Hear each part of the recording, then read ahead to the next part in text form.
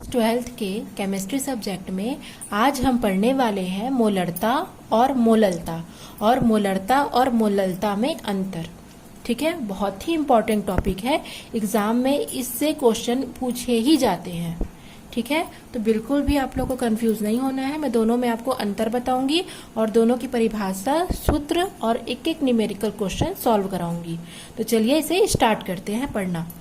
सबसे पहले हम पढ़ेंगे मोलरता या ग्राम अड़ुता। अगर पेपर में ग्राम अड़ुता ज्ञात कीजिए पूछा जाए तो बिल्कुल भी आप लोग को कंफ्यूज नहीं होना है। ग्राम अड़ुता और मोलरता एक ही चीजों को कहा जाता है और इंग्लिश में इसको मोलैरिटी और ग्राम मॉलिक्यूलरिटी कहा जाता है। ठीक है, तो बिल्कुल भी आप लोग को डाउट नहीं होना है। बहुत ही इजी चैप्टर है, बहुत ही इजी है। ये पढ़ना शुरू करते हैं। बस छोटे छोटे डिस्टेंस है जिसको आपको माइंड में रखने हैं।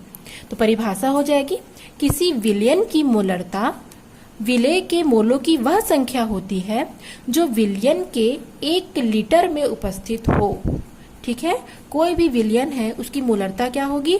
विलेय के मोलों की वह संख्या जो विलयन के 1 लीटर में उपस्थित हो। अर्थात इसमें आयतन पूछा गया है क्योंकि इसमें लीटर में क्वांटिटी मांगा है और इसे हम कैपिटल M से दर्शाते हैं। ठीक है, तो अब इसको अगर हम सूत्र रूप में लिखेंगे तो क्या हो जाएगा?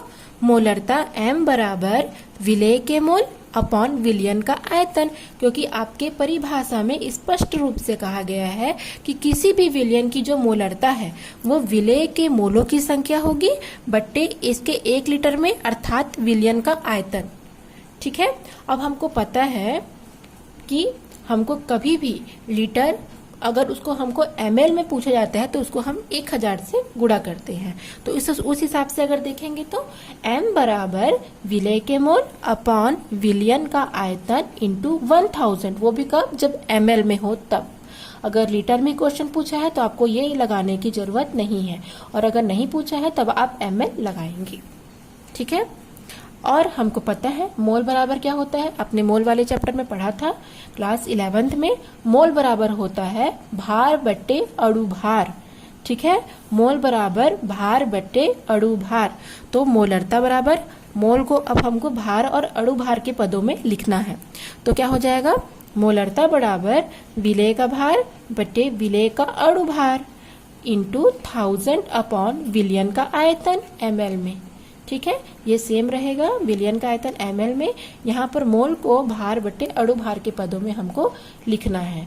ठीक है बच्चों, नोट, जैसे मान के चलो हमको क्वेश्चन में 4m पूछा है डायरेक्ट, तो 4 मोलरता, तो इसका मतलब क्या हो जाएगा? 4 मोल विलेय है 1 लीटर विलयन में।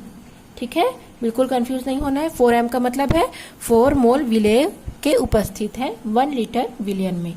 ठीक है, मान लेते हैं यदि हम यहाँ पर जो विलेय का भार है इसको हम W भी लिए हैं, विलेय का अणु भार है इसको हम M भी लिए हैं और इसका जो आयतन है वो हम V लिए हैं, तब अब इसको सूत्र रूप में लिखेंगे तो क्या हो जाएगा? यहाँ पर WB upon MB into 1000 upon V ml में, क्योंकि आयतन को हम V से डिनोट करते हैं तो उस हिसाब से क्या हो जाएगा? WB upon MB into V ml into 1000। ठीक है, यह आपका सूत्र हो गया मोलरता का। इसमें आप एक बात याद रखेंगे कि इसमें विलयन का आयतन लीटर में पूछा जाता है, विलयन का आयतन लीटर में लिया जाता है। अब हम पढ़ेंगे इसका एक न्यूमेरिकल क्वेश्चन।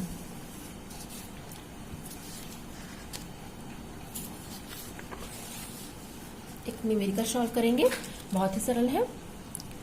360 ग्राम ग्लूकोज को जल में घोलकर 250 ml विलयन बनाया गया। विलयन की मोलरता हमको ज्ञात करनी है। ठीक है, क्वेश्चन फिर से, ग्लूकोज किसमें विलेय है? जल में। तो कितना ग्लूकोज है? 360 ग्राम।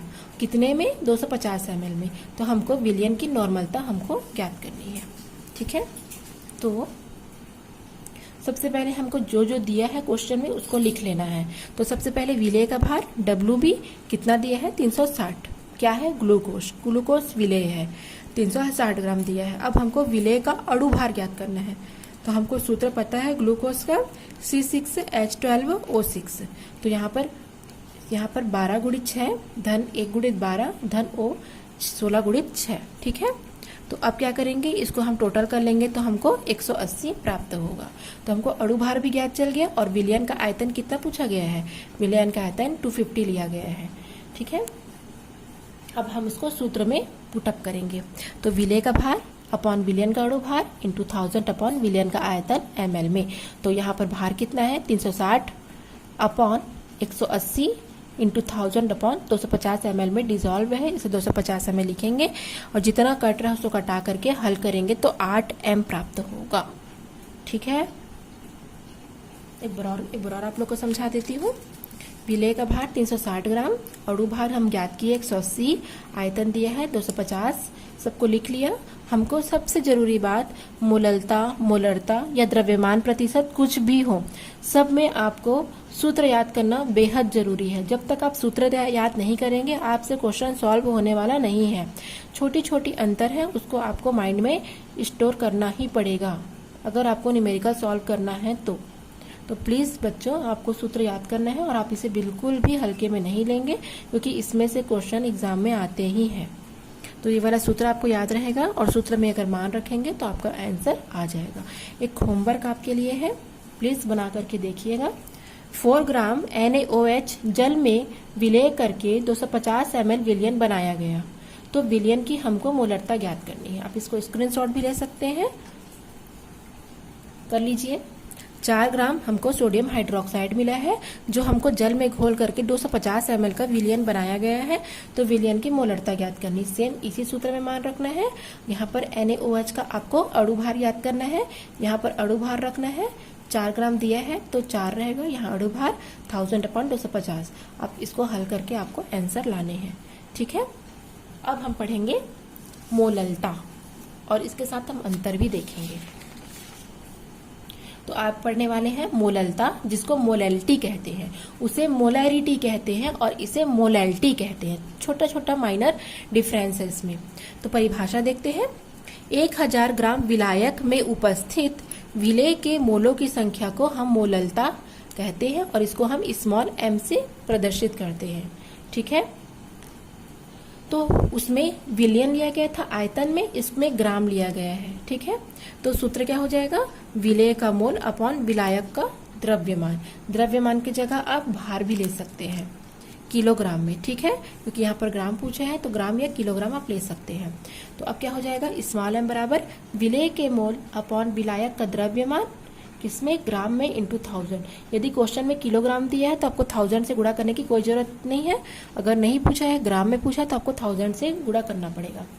सेम मोल उसमें जैसे किए थे, मोल को हम ज्ञात करेंगे भार और अणुभार के पदों में। तो भार बट्टे अणुभार 1000 अपॉन विलायक का द्रव्यमान। ठीक है, तो फिर से विलायक का भार को WB, इससे MB लेंगे तो WB upon MB into 1000 upon gram और द्रव्यमान को हम WA लेंगे। ठीक है, किलोग्राम और ग्राम के लिए यहाँ पर हम WA लेंगे तो WA इंटू 1000। सेम वही सूत्र है जहाँ WB विलय का भार, MB विलय का अणुभार और WA विलायक का द्रव्यमान।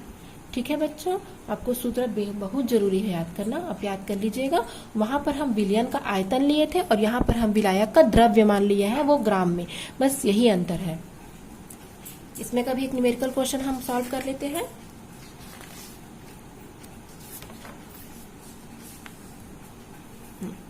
प्रश्न है, यदि 500 ग्राम जल में 4 ग्राम NaOH घुला है तो विलयन की मोललता ज्ञात करनी है। 500 ग्राम जल लिया गया है, उसमें 4 ग्राम NaOH उसमें घोल दिया गया है, तो हमको विलयन की मोललता ज्ञात करनी है। क्वेश्चन में आप अच्छे से पढ़ लीजिएगा कि मोललता पूछा है कि मोलरता पूछा है, उस हिसाब से आपको सूत्र में मान रखना होगा, तब आपके आंसर आ जाएंगे। तो अब हम क्या करेंगे, जो दिया है उसे फिर से लिख लेंगे। विलय का कितना दिया है, भार 4 ग्राम, तो 4 ग्राम लिख लिए। अणुभार ज्ञात करेंगे, Na plus O plus H आ जाएगा 40। विलायक का कितना दिया है, भार 500 ग्राम। अब हमको सूत्र अगर याद है तो तुरंत बन जाएगा, विलय का भार बटे अणुभार 1000 अपॉन विलायक का द्रव्यमान, ये W upon MB into 1000 upon WA। ठीक है, तो यहाँ पर कितना पूछा है, विलय का भार 4 ग्राम दिया है यहाँ पर, आप देख सकते हैं। तो 4 लिखेंगे, अणु भार 40,000/500। तो आप इसे हल करेंगे तो आपको 0.2 m प्राप्त होगा। सेम वैसे ही करना है, कोई अंतर नहीं है, बस यहाँ पर विलायक का द्रव्यमान लेना है और सेम अणु भार ज्ञात करना है, फिर आपका आंसर आ जाएगा। एक होमवर्क है आपके लिए, 1 विलयन की मोललता क्या होगी जिनमें 250 ग्राम जल में 36 ग्राम ग्लूकोज उपस्थित हो।